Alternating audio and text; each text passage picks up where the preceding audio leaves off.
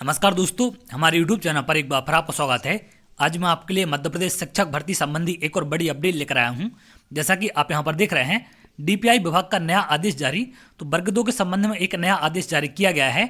इसके साथ साथ वर्ग 3 के बहुत से अभ्यर्थी हैं जो लगातार कमेंट करते हैं कि सर अभी हमारा जो ऑफलाइन डॉक्यूमेंट वेरिफिकेशन होगा, इसके बाद अगली प्रक्रिया क्या होगी। तो जो वर्ग 2 की अगली प्रक्रिया है वो आपकी होने वाली है। अब वर्ग 2 की अगली प्रक्रिया क्या है और क्या आदेश जारी किया गया है, अगर आप यहां पोर्टल पर देखेंगे तो शाला विकल्प चयन हेतु अभ्यर्थियों की सूची कल जारी की गई थी। इसके बाद इस संबंध में माध्यमिक शिक्षक शाला विकल्प चयन के संबंध में सूचना जारी की गई है। अब किन चीजों का आपको यहां पर ध्यान रखना है शालाओं के विकल्प के चयन में, तो इसी प्रकार से वर्ग 3 की भी अंतिम चयन सूची जारी की जाएगी और उसके बाद आपसे शाला विकल्प का चयन कराया जाएगा। तो आगे यहाँ पर क्या आदेश जारी किया गया है, अगर आप यहाँ देखें, लोक शिक्षण संचालनालय मध्य प्रदेश की तरफ से 11/1/2023 को आदेश जारी किया गया था। माध्यमिक शिक्षक के अभ्यर्थियों हेतु शाला विकल्प चयन संबंधी सूचना। तो किन बातों का आपको ध्यान रखना है, माध्यमिक शिक्षक पद हेतु जारी विज्ञापन दिनांक 29/9/2022 के अनुक्रम में शाला विकल्प चयन हेतु अभ्यर्थियों की सूची जारी की जा रही है। इस सूची में सम्मिलित ऐसे अभ्यर्थी जिनके नियुक्ति आदेश पूर्व में स्कूल शिक्षा या जनजाति कार्य विभाग द्वारा जारी किए जा चुके हैं, उन्हें शाला के विकल्प चयन का अवसर नहीं दिया जाएगा। तो जिनका सिलेक्शन पहले या तो जनजाति कार्य विभाग में या स्कूल शिक्षा विभाग में हो चुका है, उनको शाला विकल्प चुनने का ऑप्शन नहीं मिलेगा। अब इसमें आगे और क्या कहा गया है, चयनित अभ्यर्थियों से अपेक्षित है कि वे 13 जनवरी से 16 जनवरी 2023 तक शाला के विकल्प का चयन कर लें। 13 जनवरी यानी कि कल से शाला विकल्प चयन की प्रक्रिया स्टार्ट हो जाएगी। तो 13 से 16 तक आपको ये प्रक्रिया करनी है।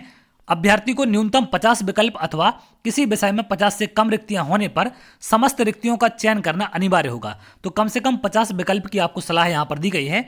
अभ्यर्थियों को सलाह दी जाती है कि वे अधिक से अधिक शालाओं का चयन करें। समयावधि में शाला का विकल्प चयन न करने पर अथवा संबंधित द्वारा चयनित शाला सॉफ्टवेयर के माध्यम से आवंटित न हो पाने की स्थिति में उपलब्ध रिक्तियों में से विभागीय प्राथमिकता के आधार पर शाला का आवंटन किया जाएगा। यह भी स्पष्ट किया जाता है कि शाला आवंटन नियुक्तावार प्रवर्गवार रोस्टर के आधार पर होगा।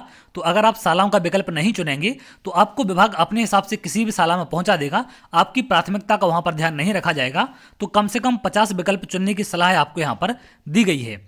आगे दिया गया है, जिन अभ्यर्थियों के नाम के समक्ष प्रोविजनल लिखा गया है, उनके दस्तावेज प्रमाणीकरण हेतु विश्वविद्यालय अथवा समक्ष अधिकारी जिसके द्वारा दस्तावेज जारी किया गया था को प्रमाणीकरण हेतु भेजे गए हैं।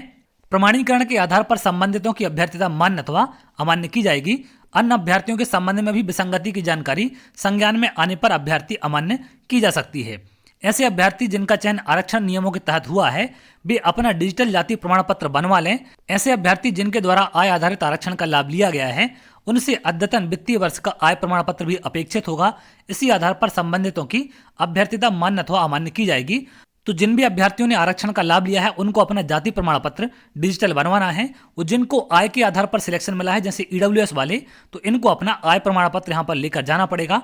अगला है, ऐसे अभ्यर्थी जिनका चयन दिव्यांग श्रेणी में हुआ है, उन्हें 40% अथवा अधिक स्थायी दिव्यांगता का समक्ष अधिकारी या मेडिकल बोर्ड का नवीनतम एवं वैध दिव्यांगता प्रमाण पत्र अपलोड करना अनिवार्य होगा।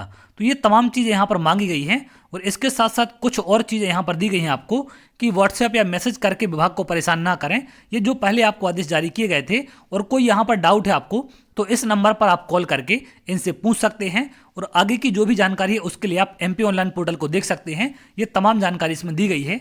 तो वर्ग 2 का शाला विकल्प चयन 13 तारीख यानी कि कल से स्टार्ट है।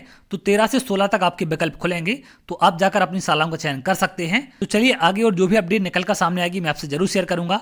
अगर आप ऐसी जानकारी चाहते हैं तो हमारे चैनल के साथ जुड़ सकते हैं, जिससे और भी इंपॉर्टेंट अपडेट आपको मिल सके। तो बहुत जल्द अगली वीडियो मिलेंगे, तब तक के लिए बहुत बहुत धन्यवाद।